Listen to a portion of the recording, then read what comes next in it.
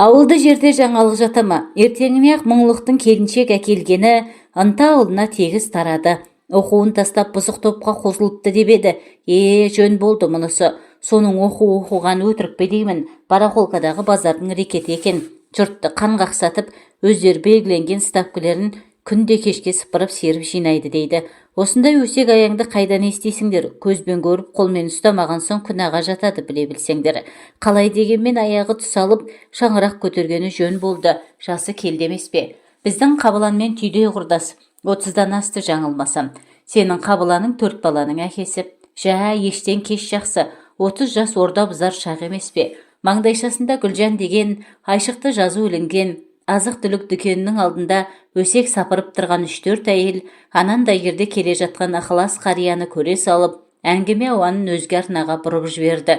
Биыл бұл ауылда бидай бітік шығып, 3 үлкен шаруа қожалығын біріктірген ынталылықтар аудан орталығынан келген астық сатып алушыларға жылдықтың артықтау баға өткізіп, тепсе темір үзетін ер азаматтарды былай қойғанда, зейнеткерлік жасындағы шал-шауқандар мен мектеп оқушыларына дейін қырмандағы жұмысқа жабылып, бір апта бұрын ғана белдерін жазып демалған еді. Ауыл адамдарының сонау жазға дейін қолдары бос. Ықылас одағасының үйіне таңертеңгі шайдан соң 5-6 көрші кемпір құтты болсын айтып келді. Түнде жайылған дастархан әлі жиналмапты. Балғаным шешей қонақтарына өзі шай құйып, арасында үйдің де ұсақ түйек шаруаларын тындырып, қолы тиер емес. Анда-санда төргі бөлме жаққа жалтақтай қарап қояды.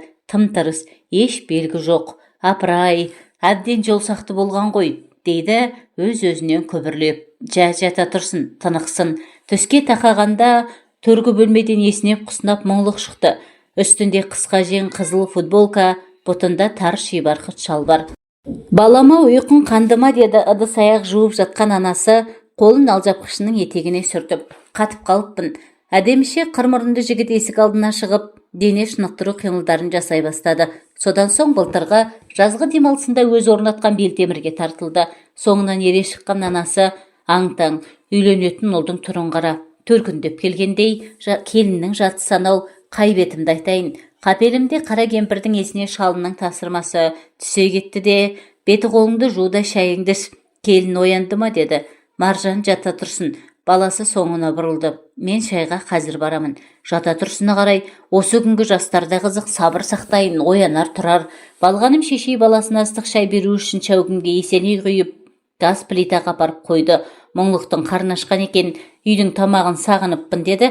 Табақтағы етті қалайы қасықпен қарбыта асап жатып. Өңі ақ шүберектей оңған ұлдың бетіне қан жүгіргенін аңдаған ана байғыз шырпыр. Ала ғой, дейді бәйек болып. Тағы да жылтайын ба қуырдақтан? Тойдым апа, рахмет, деді баласы тершіге маңдайын сүртіп. Әкем қайда, бір жаққа кеткен бе? Қазір келеді. Маржан оянды ма екен деп орнынан тұра берген баласын Балғаным шешей сәл аялдашы, деді кідіртіп. Отыр, кеңесейік. Ал отырдым, деді баласы қайыра құйрық басып. Балам-ау, аяқ астынан хабар ошарсыз келуіңе жол болсын. Өткенде келгеніңде үйленем деп айтпап едің, қалай бол? Реті солай болды апа, деді мұңлық ойланыңқырап. Отпуск алдың ба? Жұмыстан шықтым, елде қалуды ұйғардым. Асқаттың 3 баласы мен өздерін және сіздерді қосқанда 7 жан екенсіздер. Үйдің кенжесі болған соң, олардың қара шаңырақта тұрғаны жөн. Ал біз ауылда бос үй табылса, сатып алармыз. Аудан орталығына көшетін 2-3 отбасы бар сияқты. Ақша болса үй табылар. Қаражаттан қысылмаймыз, деді мұңлық. Ақша бар. Өзің көріп отырсың, үйіміз тарлау. 2 келінімді жұмсап, немерелеріме қарап отыруға мен де қарсы емеспін. Апау, сіздің көңіліңізді білемін ғой. Ағайын тату болған мен абысындардың алыстан сыйласқаны жөн шығар. Елді де сағындым. 1-2 жыл тұрсақ деймін. Бір есептен бұл шешімің маған ұнап отыр. Сонымен тойды қашан жасаймыз? Құдаларға қашан барамыз? Маржан екеуміз ақылдастық, деді баласы. Тойға асықпайық. Құдалардың алдынан өтуді содан соң шешерміз. Бұларың қызық екен, ел жұртқа не айтамыз? Жұрттың не шаруасы бар, ел не демейді, есек не жемейді демейтін беді. Қой балам, ұят болады, ойланыңдар. Ойланатын түгі жоқ апа. Той қайда қашар дейсіз? Жасаймыз кейін. Мұңлықтың аяқ астынан үйленуіне не себеп болды? Маржан қандай қыз? Енді сол оқиғаны баяндайық. 4 баланың ортасындағы жалғыз қыз болғандықтан Маржан ерке болып бой жетті. Ұлдар бір төбе, бұл бір төбе. қаршадайынан киімді де таңдап талғап киді. Өзіне не кисе де жараса кететін. Бастауыш сыныптан бастап зерек пысықтығының арқасында екпінділер қатарына қосылып, мақтауға ертелікті. Ешкім бетінен қақпайтын. Үйдегі еркелік, мектеп қабырғасындағы атына айтылған асыра марапат жас қызға бақ емес, болашақ өміріне сор боларын қайдан білсін байғұс ата-ана. Жоғарғы оқу орнына түсемін деп Алматыға келген жылақ ойнақтап жүріп от басты. Көрсе қызарлығы мен жеңілтектігінің кесірінен университеттің 3-ші курсынан шығып қалды. Тәкаппар қыз оны аса уайымдаған жоқ. Адамдармен тез тіл тапқыш мінезінің, ширақтығының, ажарлы өңінің арқасында тіршілігі қайнаған үлкен мегаполистегі айтулы мейрамханаға даяшы болып жұмысқа тұрды. Сұлу бойжеткенге кімнің сұғуға далмас. Көп ұзамай мейрамхана қожайынның көзіне түсіп, соңында ашынасына айналды. Содан бастап Маржанның тасы өрге домалады. Өзінен 17 жас үлкен Мәкең жас қызға әсем шаһардың дәл ортасынан ойып тұрып, 2 бөлмелі пәтер алып берді. Жоғарғы оқу орнына қайра қабылданып, 1 жылдан соң қалтасына табақтай дипломын салды. Қызық пен ырду-дырдуға толы күндер мезі қылатын қызды. Мәкеңмен танысқаны 4-ші жылға аяқ басқанда есін жиғандай болды. Бастапқыда әсем шаһардың қақ ортасындағы пәтеріне әйелімді тастап саған үйленем деп Мәкеңнің уәдесіне сеніп, уақыт өткізіп алғанда өкінгендей. Бір жаққа шығуы керек. Беттің қызылы да оңар, тәннің қызуы да қайтар. Сол Мәкең жеткен шпағы болмас бұлай жүргені. Не нәрсенің шегі бар. Ата-анасында бәрі жақсы деп алдауын қояр емес. Мәке, деді қыз бір күні. Отбасымен ажырас деп айтпаймын. Ана 2 балаңның көз жасына қалмайын. Неге олай дейсің, Мара? Себебі бар, айт жасырмай. Мен саған бала туып бере алмаймын. Әлгінде ғана көздері жайнап көңілді отырған Маржанның кемсеңдеп жылағанын көрген Мәкең ашынасын аяды. Құшақтап бауырына тартты. Аяғың ауыреді ғой, қалайша? 5 рет аборт жасаттым. Соның нәтижесі құрсақ көтермеймін. Мүмкін емес, Мара, медицина дамыған заманда мүмкін емес, айтпай ертегіні. Бәрі мүмкін. 5 шараны жатырда өлтірдім. Ешкімге кінәртпаймын. Саған сенгеннен, әрі өзімнің де ақмақтығымнан айықпас дертке шалдықтым. Таусылма өйтіп, кеше оқыдым. Адам баласы жақсылықты да жаманшылықты да Алладан өзі сұрап тілеп алады екен. Абсурд, адамның қолынан келмейтіні кем. Біздің медиктер қауқарсыз болса, бар ғой ана шетел, айталық Израил, Германия, тағы басқалары. Оған шала бүлініп қайтесің. Сен айтқан шетелге мен де барармын, қаралармын, көтерермін бір ши көкпені. Осылай жөніңе келсеңші, зәремді ұшырдың ғой жаным. Жарайды, Мәке. Тақырыпты ауыстырайық. Қарап отырсам уақыт өтіп барады. Даяшы болып жүре беремін бе осылай? Жалықтым әбден. Ақшасы көп, жұмысы мейлінше аз қызмет істегім келеді. Жұмыс дейсің бе? Так, жалақысы мол, жауапкершілік аз. Көптен ойымда жүреді. Айтуға ұялып едім. Былай кішкенен елеу, лас дейміз бе, харам дейміз бе? Ақша жүрген жерде адалдық болушы ма еді? Әуел айтсаңшы, келісу келіспеу, содан кейінгі шаруа. Жезөкшелер үйін ашып берейін. Во бизнес, крышаң қызыл жағалылар. Сенің миссияң жеңгетайлық. Түсіндің бе?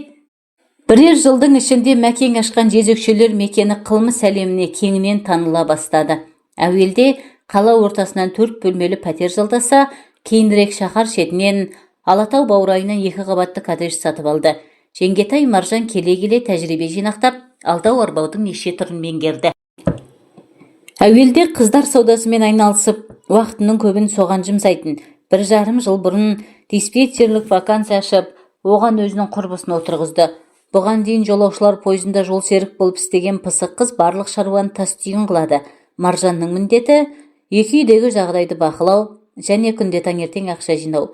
Басқа уақытта қолы бос, өзі би, өзі қожа.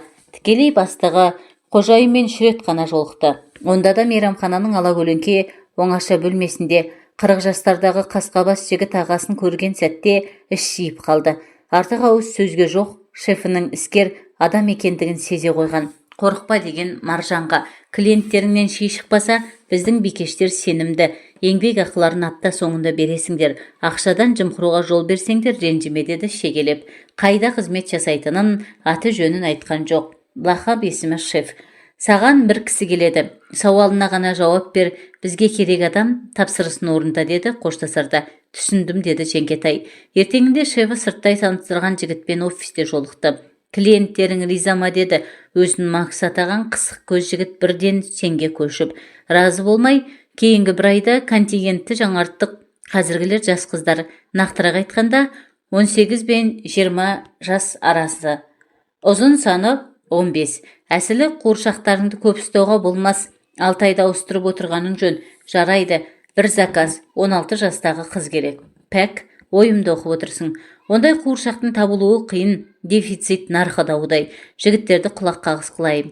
Келістік, мынау аванс. Қысық көз жігіт ақ қағазға ораулы қомақты конвертті стол үстіне қойды. Сізге сенеміз, товар табылған соң бермедіңіз бе? Күлімгөз Жеңгетайдың жанары жарқ етті. Азырхансаң тағы қосамын. Сіздің мәрттігіңізді естігемін. 7.000 бакс. Ой, көп емес па? Уәде беріп орындамасақ ұят болмай ма? Әрі бүгінгі күні пәктігі сақталған қызды табу қиын. Алдын ала сол үшін төлеп отырмын. Іздейміз.